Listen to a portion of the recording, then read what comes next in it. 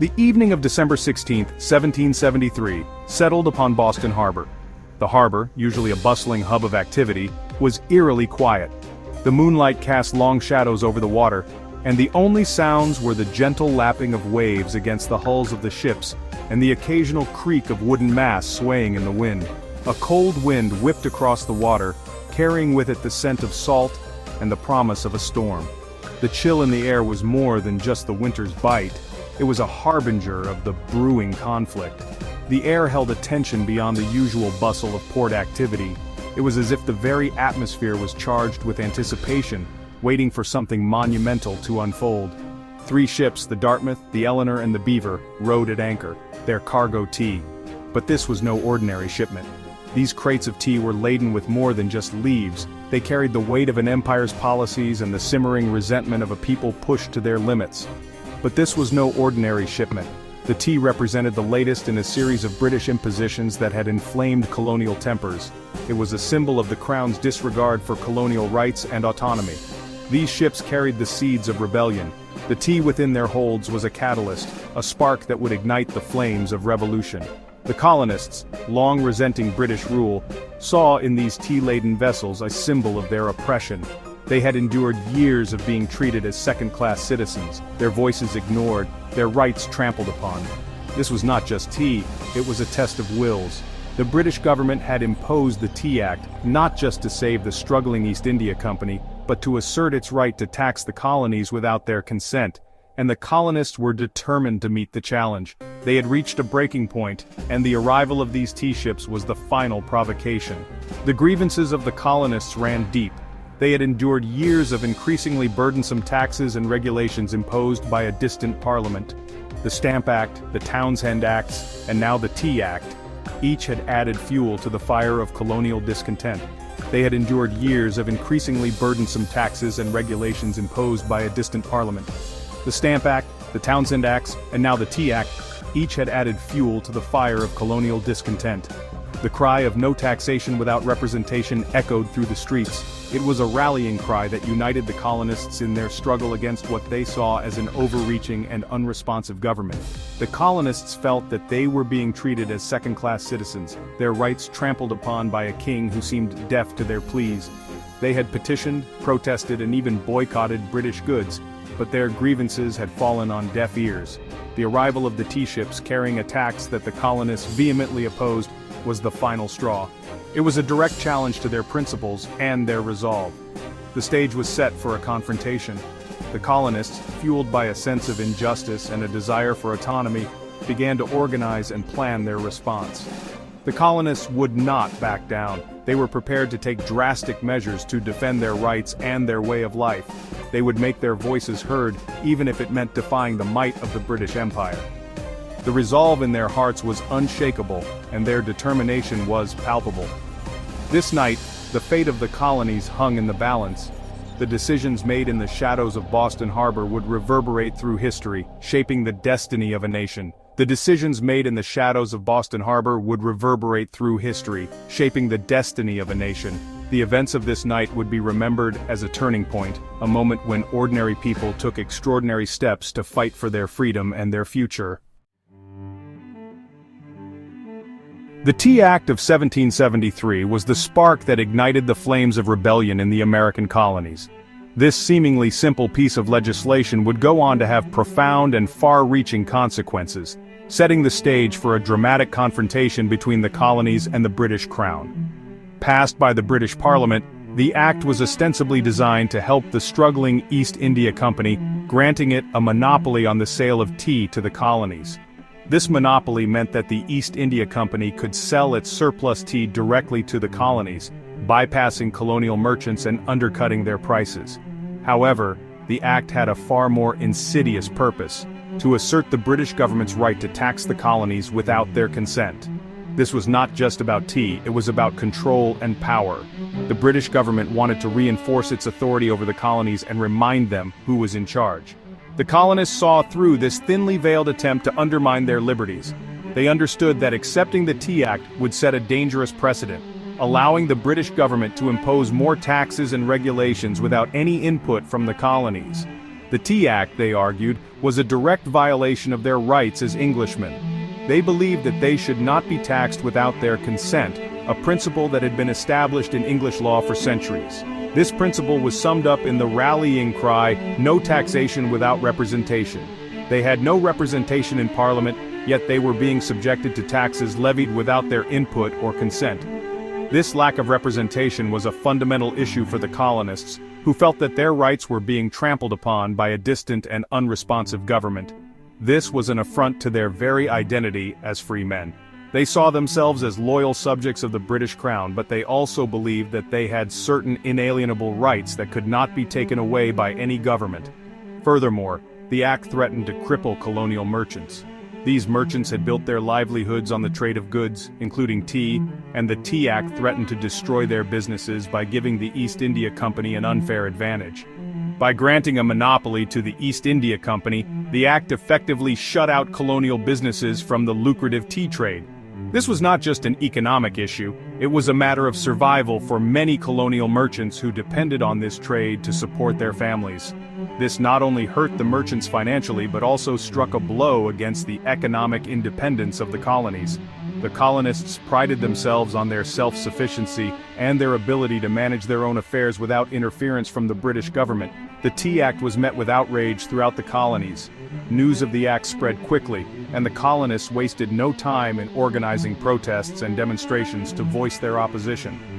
From Boston to Charleston, colonists rallied against this latest act of British tyranny.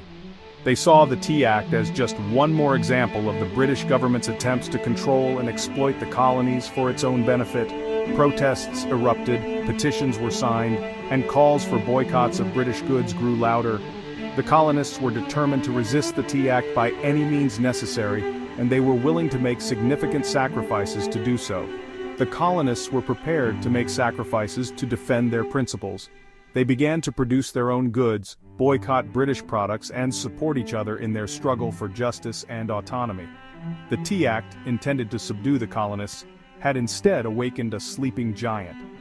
The resistance to the Tea Act would eventually culminate in the Boston Tea Party, a bold and defiant act of protest that would further escalate tensions and bring the colonies one step closer to revolution.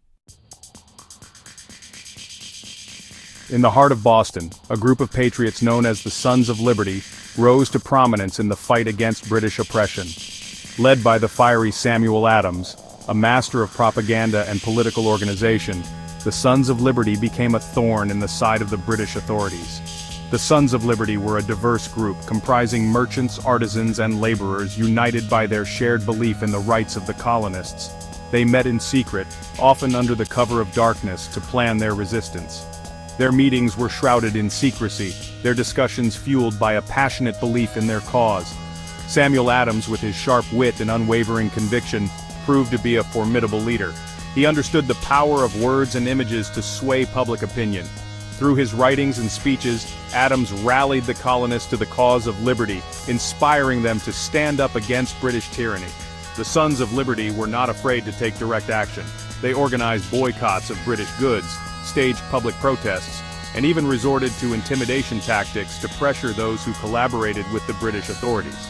Their actions, though sometimes controversial, were instrumental in galvanizing colonial resistance and paving the path towards revolution.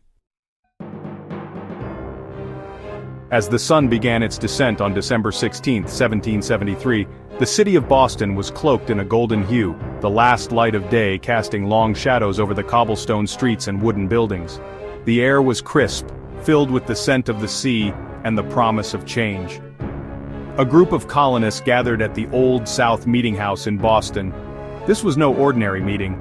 It was a congregation of minds and hearts united by a common cause. The Old South Meeting House, a place of worship and discourse, had become the epicenter of revolutionary fervor. The atmosphere was electric with anticipation and resolve. Faces illuminated by the flickering light of lanterns bore expressions of determination and defiance. These were not just men and women, they were the embodiment of a burgeoning spirit of independence. The time for words had passed, the moment for action had arrived. The debates and discussions that had filled the air for months had culminated in this decisive night. The colonists knew that their actions would speak louder than any speech ever could.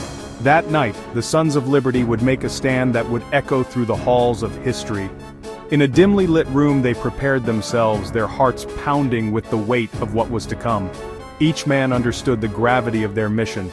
Under the cover of darkness, the city of Boston held its breath. The harbor, usually bustling with activity, was eerily quiet, as if the waters themselves were aware of the impending storm. A group of approximately 60 men disguised as Mohawk Indians boarded the 3 tea-ships anchored in Boston Harbor. Their disguises were not just for anonymity, they were a symbolic gesture, a nod to the native peoples and a statement of rebellion against British rule. Armed with hatchets and a fierce determination, they moved with a sense of purpose that left no room for hesitation. Each step they took was a step towards freedom, each swing of the hatchet a blow against tyranny. They moved with precision and purpose, their actions a well-rehearsed dance of defiance. The coordination among them was a testament to their unity and shared resolve. Their target, the chests of tea that represented British tyranny. These chests were more than just containers of tea, they were symbols of oppression, of a government that sought to control and exploit. The colonists worked quickly and efficiently, their movements practiced and coordinated. Each man knew his role, and together they formed a seamless unit of resistance. Their movements practiced and coordinated, they broke open chest after chest of tea. The sound of splintering wood filled the air, a symphony of rebellion. Chest after chest of tea was broken open, its contents dumped into the icy waters of the harbor. The tea, once a symbol of British luxury, now floated uselessly in the cold, dark water. Its contents dumped into the icy waters of the harbor. The tea created a dark stain on the surface, a visual representation of the colonists' defiance. The air filled with the sounds of splintering wood and the shouts of defiance. The colonists' voices, raised in unison, echoed across the harbor, a chorus of rebellion. The colonists, their faces hidden behind masks of paint, were transformed into symbols of resistance. The paint, a simple disguise, became a powerful emblem of their cause. They were transformed into symbols of resistance. Their actions a beacon of hope for those who longed for freedom. Each masked face represented a voice that refused to be silenced. Throughout the night, the work continued.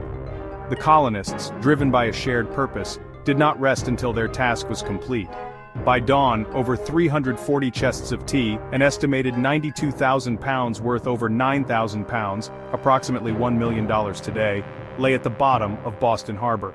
The once bustling ships now stood empty, their decks cleared of the precious cargo.